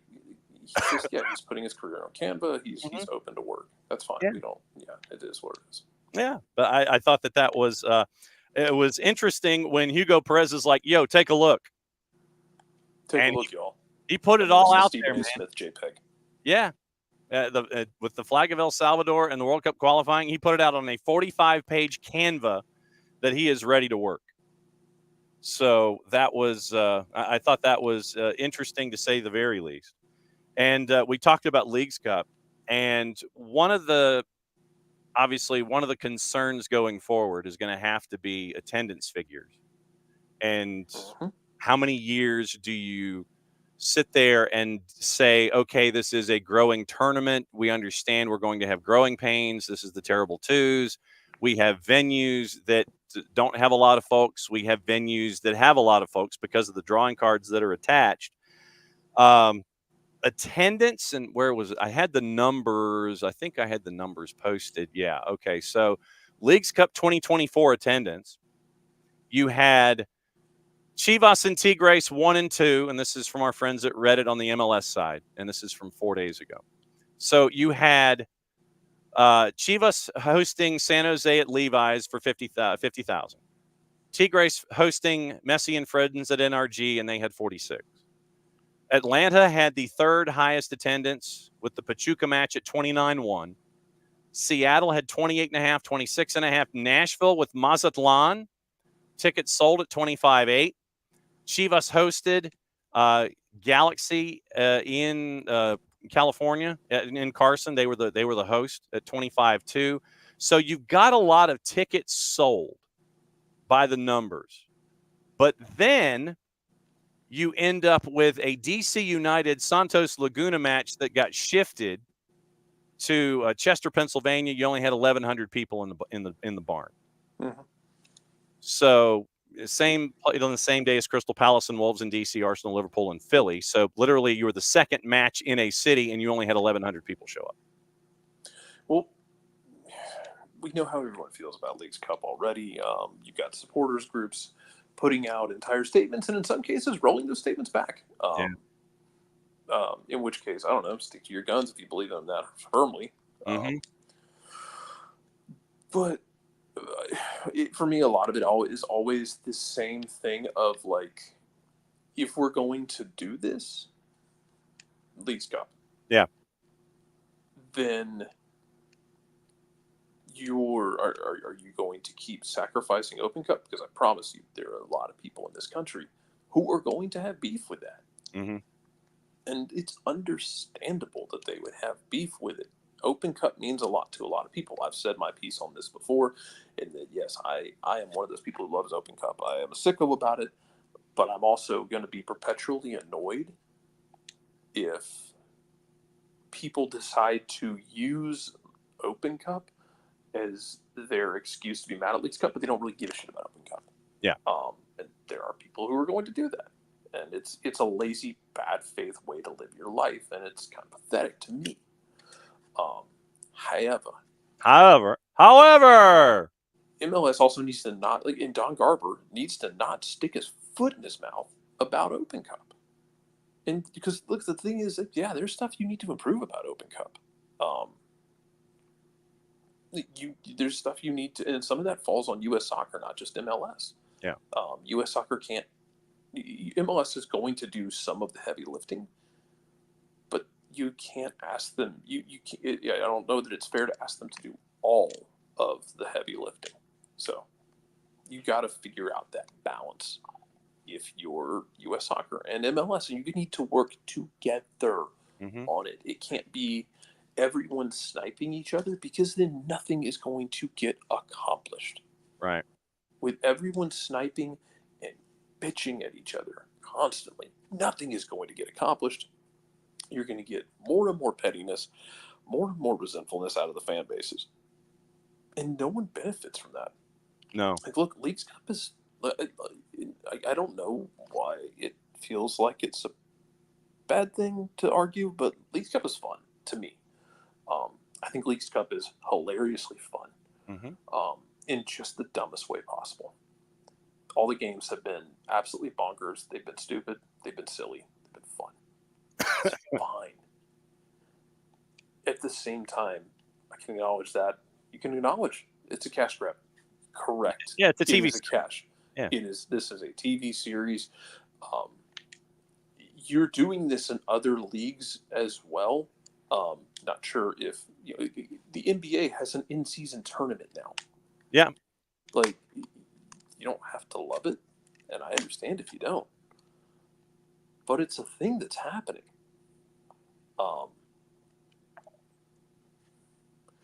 And on top of that, you have Open Cup kind of getting left in the wayside. And that's not fair to Open Cup. But it's also not fair to use it as your crutch. And you're going to have to find a way to balance this so that everyone can work together. And also recognize that, we have Leagues Cup. What is Leagues Cup? Leagues Cup can be fun, guys. I promise it can be. Yep. But you just don't want it to exist at the expense of something like Open Cup, which is such a fun history in this country, and both can exist. And you need to figure out your schedule. Yeah. You need to figure out your roster availabilities. Yes. Yeah. You need to figure out both of those things if you are MLS in this. And find how you want to market this thing to make Leagues Cup more appealing, I guess, to people. Because it should be more. It should be more fun, more appealing, but don't do it at the expense of something like the Open Cup. Don't do it don't have all of this exist, and don't give people the room to make them feel like you might be questioning their intelligence as fans. Yep. If that makes sense. Yeah. Don't know if it does. Yeah. And we mentioned the importance of Leagues Cup to some folks. You look at what it means to Liga MX. Mm-hmm. Rayados fired Tano Ortiz after they did not make it out of the knockouts. Monterrey fired Tano Ortiz. There's a cultural aspect in this too, though. Yeah, I mean, we could go discuss it with our people who know more about the Mexican leagues and the culture down there. There's a cultural thing of you can't go down there. You can't go up there and get grouped in the United States. Don't care if it's on the road. And this, of course, is one of my beefs with, like, I wish they would find a way to diversify League Cup where they hold them. I'd love for them to be able to do some of these games in Mexico and not drag the Mexican teams up here. Yeah, I think that a lot of that, once again, if we look at it as a television series, you're looking at production costs, production availabilities, the moving of crew availability. Oh, look, I'm not disputing. I would love to see this kind of stuff at the Azteca. I'd love to see this kind of stuff at Mazatlan. I'd love to see this at Monterrey. But I'm looking at it strictly as a television series, and you're controlling all of your elements in season 2 of a limited run television series, where if you're trying to control costs, then what you do is you have it under one umbrella, and the infrastructure that you have when it comes to television production. That's how I'm viewing everything being here on this side and having it all in U.S. venues, is because it's easier for Major League Soccer and for Leagues Cup to sit there and go, okay, we need to get a crew to jump to a venue quickly. What can we do? Okay, well, we've got our TV crews that are attached to Apple. We can scramble them. We can go here, and here. Once you're out of the group stage, it's easier to assemble and to send things one place or another as it would be otherwise. Yeah, I think you can't give people the ammo to feel like you're questioning their intelligence. Right. That's how I feel about it. Yeah. It's they'll figure it out. The cynical take on this for me is that eventually they will figure out a way to to just blunt Leagues Cup through the door so brutally. Yeah. That eventually just becomes part of the canon. Mm-hmm. You'll always get people who disagree with it. That's fine. I know it's a TV show at this point. Yeah. Acknowledge that. My thing is, the games have been fun. They've been entertaining. It's given us those U.S.-Mexico matchups that we always talk about wanting, and I get to watch more of my team. This is the thing that always aggravates me with, like, the Atlanta argument with, we deserve to get grouped. We don't deserve more games. Bullshit. I want more games. I want to watch more of the games. I want to watch the game I love, and I want to watch the team that we cover and that we love, and I want to watch them compete. I don't want to not have games because I'm trying to punish myself like I'm a damn toddler. Like, well, I don't actually even want to go to games. I don't even want to play games. Yeah. Like, yeah, I get that from my 7-year-old when she's throwing a fit.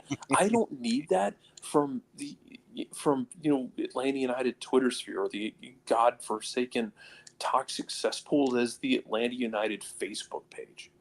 I don't need to hear about, oh, we don't even want games because we suck. Like, no, I do still want to watch them. Are they struggling right now? Yeah. Do I want to see if they can pull themselves out of it? Yeah. Because Santos just did. Yeah. I mean, they did the thing that you were hoping to do, and they've been in a worse form. I don't want to have to listen to this. Well, we weren't actually good, so we don't deserve games. No, you might not want games. I do. I still want to watch these games. I still want to watch this team play. However it needs to happen, it needs to happen. And so we'll have actually 2 matches tonight. to start Great. the round of 32. By the way, Leagues Cup is going to run. I know we haven't really discussed this, but Leagues Cup does run into a similar problem that. They do run into a similar problem with the Olympics in that you were cramming this tournament in such a small amount of time. Mm-hmm. That's why we talked. I think we talked yesterday or today. I don't remember what days are.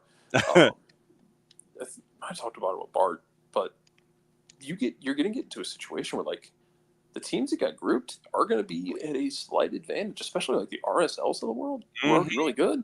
They'll be a slight advantage. They're going to be rested for a month. Yeah. They're going to end up playing some team that like play deep into the tournament and has no gas left in the tank because you are playing this tournament in such a short amount of time. It's exhausting. Yep. Juice boxes tonight. No surprise. LAFC big favorite at home at a -270, hosting Austin. Austin in the composite, courtesy of our friends at Odds Portals, basically a +650. Vancouver at home against Pumas, slight favorite at a +140. Vancouver is very, very likely to play a very dumb game. Vancouver at a +140. Pumas on the road at a +188. Your draw is a +233. So since you mentioned the possibility of a dumb game, let's go to the totals. Over under at 2.5, a -139. 3.5 is a +172. So if you're thinking dumb game, I'd take the over under and go over at +172. That's what I'm staring at. If you're looking at totals, try that one. And if you're really ambitious, 4.5 is a +391. I think 3.5 is a solid play on the plus side at +172. So keep an eye on that. Once again, I think both of those are on the free side of Apple TV tonight. They are. So both of them at 10:30. So 10:40-ish kick for LAFC, Atlas, Vancouver, and Pumas. Then everything starts in earnest tomorrow, 7:30 with Messi and Friends in Toronto FC. Leagues Cup with Tigres and Pachuca at 9 o'clock. 10:30 has Seattle and LAG. San Jose and Necaxa is an 11 o'clock start. Those alternating between season pass and the free side of Apple TV. So what to watch, where to watch it, how to watch it. There won't be any there won't be any female Olympic stuff today, but you got Leagues Cup late. Saturday. Yeah, that's Saturday morning at 11. Sturm Graz and PSG is on BN at 12:30. If you don't have BN, you can get BN, CDO, Nuestra Tele, TIC for the fans, Gold TV, and our buddy Nino Torres will be joining us tomorrow to talk about stuff in soccer over there at 10 o'clock. You can get that at Fanatis, fntz.co/soccer down here. Helps them out with subscribers, helps us out as well, and helps you out with your true degenerate nature because now apparently second division Ecuador has been added to Fanatis. So we've got that. USL Championship tonight. Detroit City hosting Pittsburgh Riverhounds. That's at 7 o'clock on CBS Sports Network. BN en Español simulcasting the friendly at 12:30. ESPN Deportes has friendlies at 2:30. It is Real Betis and Raja Casablanca, Southampton and Lazio. I don't know how they're going to do two at the same time. Plus has friendlies Lazio and Southampton is at 2. Betis and Cadiz at 3:30. Indy 11 Rhode Island FC and our buddy Michael Parkhurst. That's at 7 on the plus. League One Chattanooga and Spokane Zephyr is at 7:30. Fox Soccer Plus, Central American Cup. True degenerate nature of the Central American Cup. Dirianjan, Herediano, Motagua, San Francisco, Comunicaciones, and our friends at Alianza at 6, 8, and 10.